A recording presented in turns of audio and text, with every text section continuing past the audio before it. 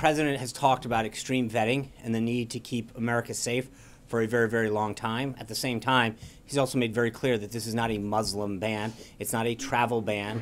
It's a vetting system to keep America safe. That's it, plain and simple. And all of the facts and a reading of it clearly show that that's what it is.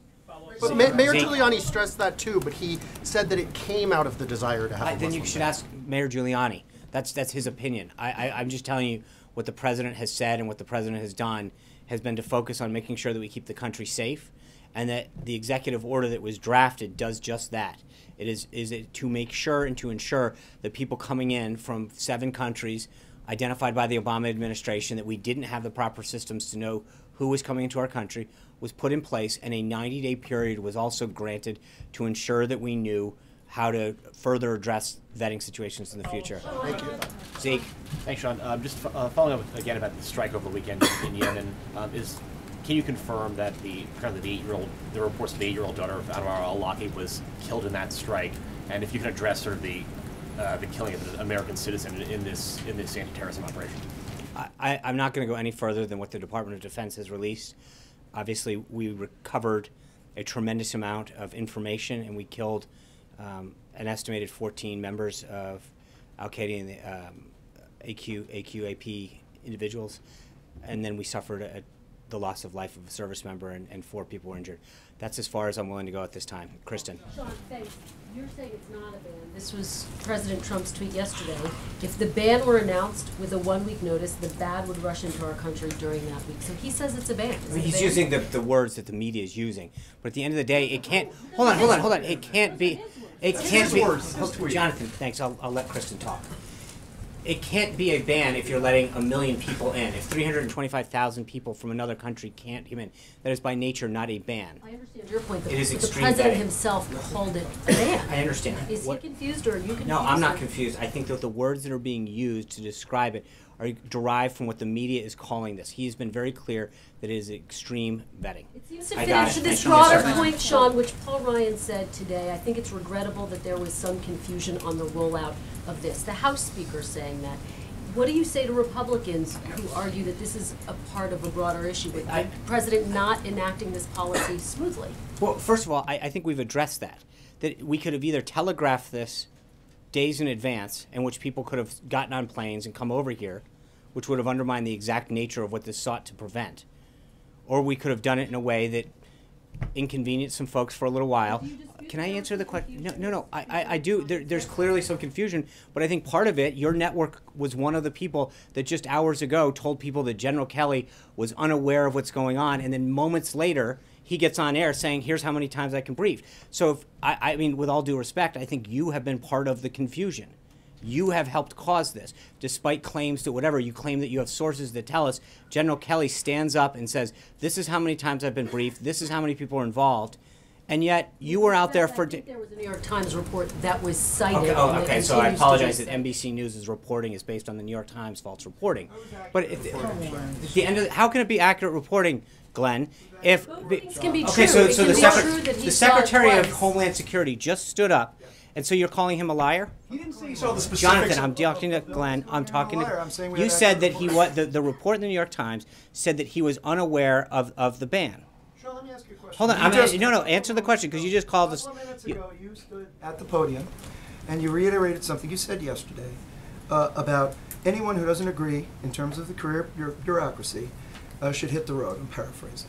Of course. You had a statement that President Trump made where he accused the acting attorney general of betraying her own department by expressing a counter opinion.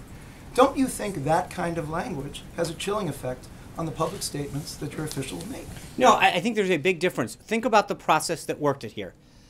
The Department of Justice's Office of Legal Compliance vetted the executive order, sent it back to us saying it was completely compliant. Then the acting attorney general goes out and says, I'm not going to enforce it. You tell me how that jives.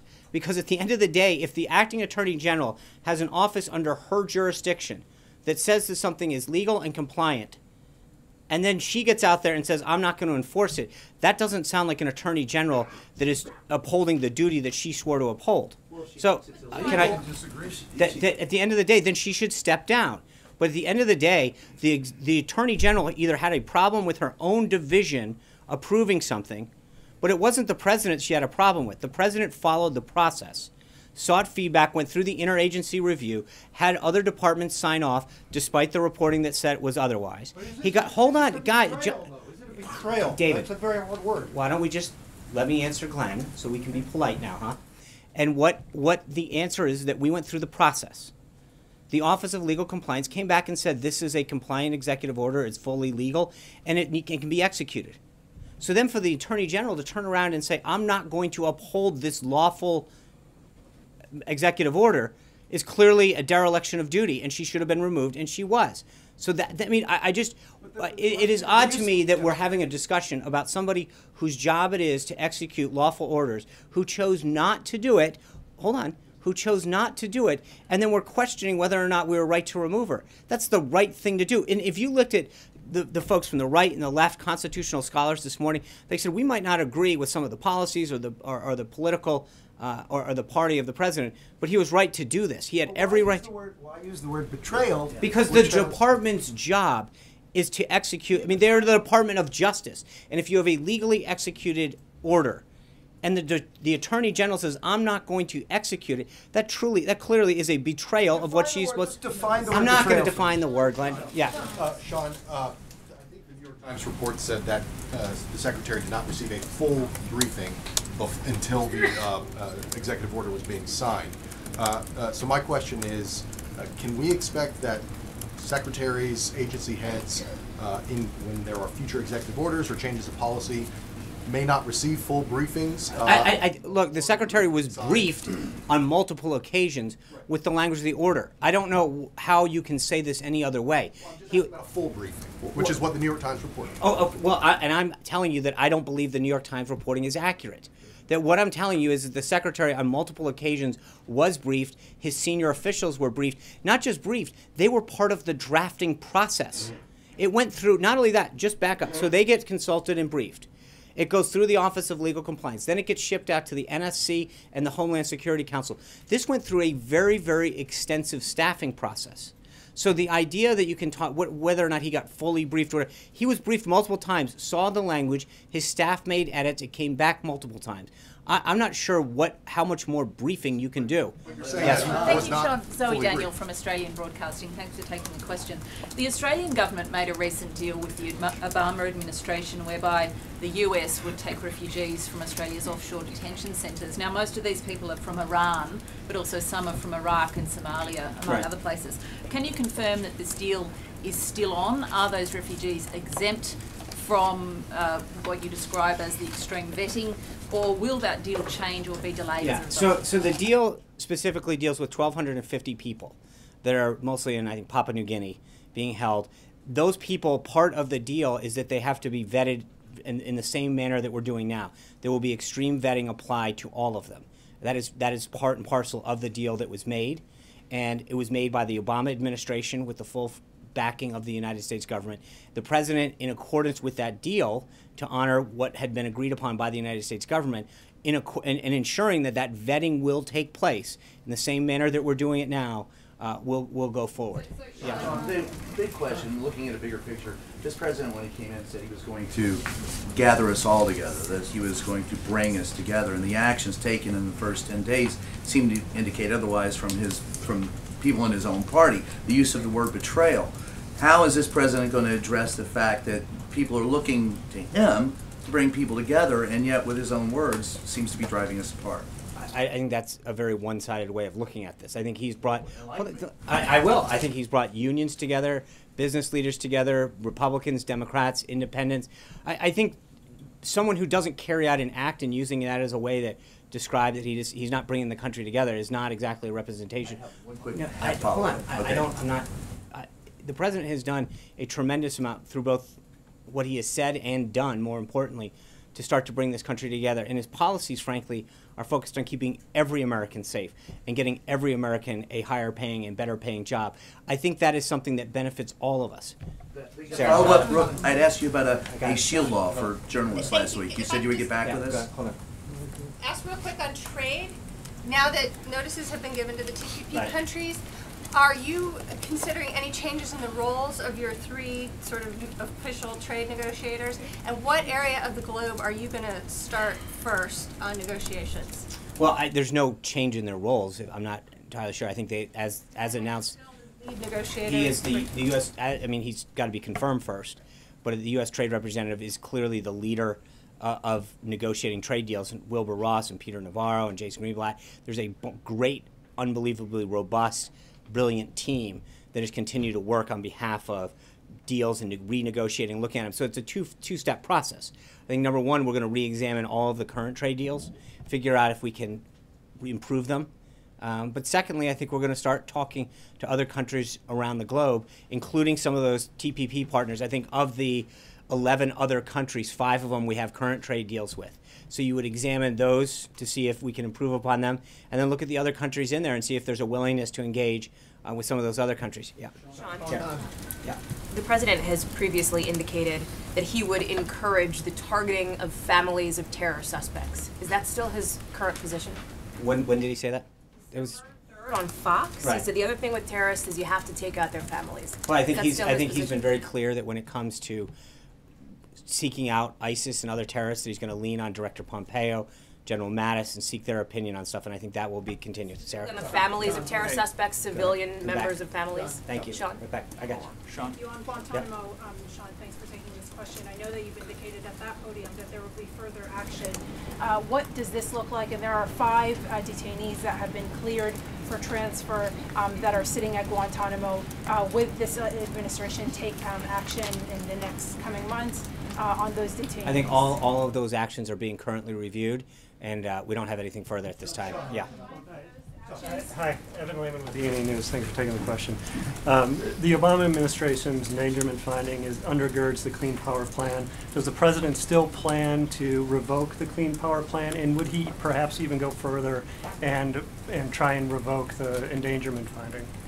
Well, I think the president's made very clear with respect to energy policy that he wants to review all of the options that we have to use our natural resources to better the country in terms of wind power, solar, clean coal. We're in the process of reviewing all of our energy policies. I'd go back to note that we don't have an energy secretary confirmed right now because the Senate hasn't yet moved forward with that. I hope that once that's done, we will have further updates on energy. Matt.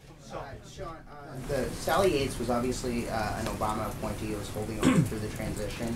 How many more of them are there throughout the government and at this time through as the transition and confirmation process plays out? And do you expect any more problems from any of the other ones? In some cases, we've held some individuals over because they hold a critical position within government. In some cases, we've named folks as acting. It's a case-by-case basis. And again, I think part of it right now is the president wanted to focus on getting his cabinet up and complete. We'll continue to make nominations both at the deputy, under, and assistant secretary level. But in key agencies, so ICE being one of them where it's an assistant secretary, but there are 30 other agencies where we've named acting heads to ensure that as we move through the confirmation process, we have somebody in that position to ensure continuity of government. Yeah. Daniel. Sean, yesterday you said 109 individuals were affected Right. by this extreme vetting, but the DHS official said that it was over 1,100. No, hold on. First of all, just to be clear, what they're talking about is the number of people who weren't allowed to board a plane coming in. So they were stopped at their port of entry, had to get additional clearance, and then take off. There's a big difference. The numbers that we're talking about were the initial group of people that were in transit at the time the executive order was signed. And then there's another group of people, and the Department of Homeland Security has those numbers up to date on their website, where they're talking about people that are stopped at the port of entry to ensure that they're properly vetted before they board a plane. So it's a very, very delicate distinction between people who were on the plane coming into this country when the executive order was signed, all of who've been vetted and cleared, and the people who have been stopped at a port of entry in one of those 7 countries to ensure that the proper vetting took place before they were able to move on. Yeah, Sean, Hallie's question was about civilians that are being targeted by the administration in anti-terror raids. Right. And Zeke's question was about al-Awlaki's daughter. So let me ask you, is the president willing to kill and target American citizens, even minors, just because their family members are terrorists? No American citizen will ever be targeted. Yeah. One more follow-up there. I got it. If you're qualified for the Go position, ahead. you said earlier, if you're qualified for the position, you should get confirmed. That's not how Merrick Garland was treated in the previous administration. No, there's was it? never been a situation in which you had a fourth term, someone that late in an election cycle. That had never occurred before. And I think that the Senate Republicans were very clear that we should wait and let the voters have a choice. And that's exactly what happened. As I noted at the beginning of this, 70% of people thought that the president's choice for the next Supreme Court was a major decision. That was something he campaigned on. I think when you're that late in a term, it had never happened before. And the goal was to make sure that the voters had a say in allowing that to happen. And I think that clearly it worked. The voters looked at that as a major reason in which they voted for the president. And I think that as we move forward, that's why I think we're going to get the support we need. Yeah, Hey, Sean, if the president does get his pick on the bench, what are any specific cases that the administration hopes that the court takes up in the near future? Well, there's a lot of cases that I think are in the queue right now that have the potential to be 4-4. I think the idea is to get this individual confirmed as soon as possible, just to get the docket moving. That's probably the biggest priority right now. Thank you guys very much. Have a great day. I'll see you tonight. Good luck, 8 o'clock.